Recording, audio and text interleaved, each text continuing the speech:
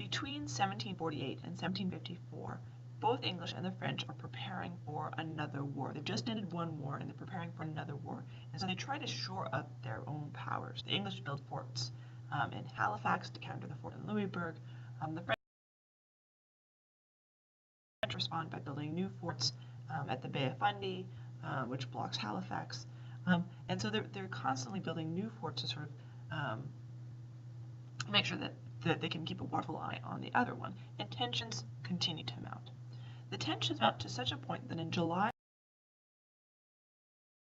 1754, delegates from 7 of the colonies, that's New Hampshire, Massachusetts, Rhode Island, Connecticut, New York, Pennsylvania, and Maryland, and that is obviously most of the northern colonies, come together and meet in Albany, New York to discuss their problems with the French and the Native Americans. And here you see a poster. This is actually probably the first political cartoon ever in America. This is drawn by Benjamin Franklin, of course. And if you look at it, right, it says join or die. And what he's saying here is you must join the Albany Congress. And if you look at it, he's done this portrayal of a snake, right? And each part of the snake is a different colony. So that's from the snake's head, you have New England, then New York, New Jersey, Pennsylvania, Maryland, Virginia, North Carolina, South Carolina. He's saying, look, if we come together, if we're one, we could be a ferocious snake. But if we don't come together, well, we're a snake in pieces, and that's not remotely scary at all, right? So come together, and we can go on the offensive. Or if we don't come together, we are all going to die. So the Albany Congress comes together. These 7 colonies come together in Albany to discuss the problem with France and the problem with the Native Americans as a sort of threat to the American colonies.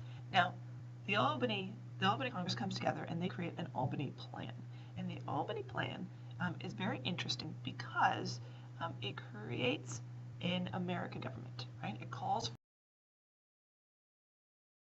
for a single executive, like a president. This one would be appointed by the British king, and that executive would have power over Indian treaties, the military, trade laws, very similar to a president today. It also calls for a representative body, like a Congress, based on the amount of taxes paid by each colony. So that'd be 12 colonies, not including Georgia or Nova Scotia. Now, the Albany Congress accepted it, but when they went to go to their individual colonies to ratify it, the individual colonies rejected it because it gave up too many of their powers, right? Each state, basically colony, had to give up their power to this sort of larger power, and they weren't willing to do that.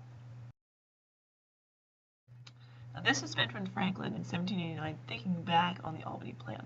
He says, on reflection, it now seems probable that if the foregoing plan or something like it had been adopted and carried into execution, the subsequent separation of the colonies from the mother country, that's the independence, might not so soon have happened, nor the mischief suffered on both sides have occurred, perhaps during another century. For the colonies, if so united, would have really been, as they had thought themselves, sufficient to their own defense. That is, that they would have been able to defend themselves, and being trusted with it as by the plan, an army from Britain for that purpose would have been unnecessary. The pretenses for framing the Stamp Act would not then have existed, nor the other projects for drawing revenue from America to Britain by Act of Parliament, which were the cause of the breach. It attended with such terrible expense of blood and treasure, so that the different parts of the empire might still have remained in peace and union. And what Benjamin Franklin is saying is, if the Albany Plan had gone through, the American Revolution might not have happened. If the Albany Plan had gone through, and if the colonies had created this government, maybe they would have had enough autonomy to do their own trade, and the stamp tax and all the other taxes would not have happened. If they had done this plan, the French and Indian War may not have happened because they could have organized an army and they wouldn't have had to rely on the British. If French and Indian War had not happened, then the American Revolution might not have happened.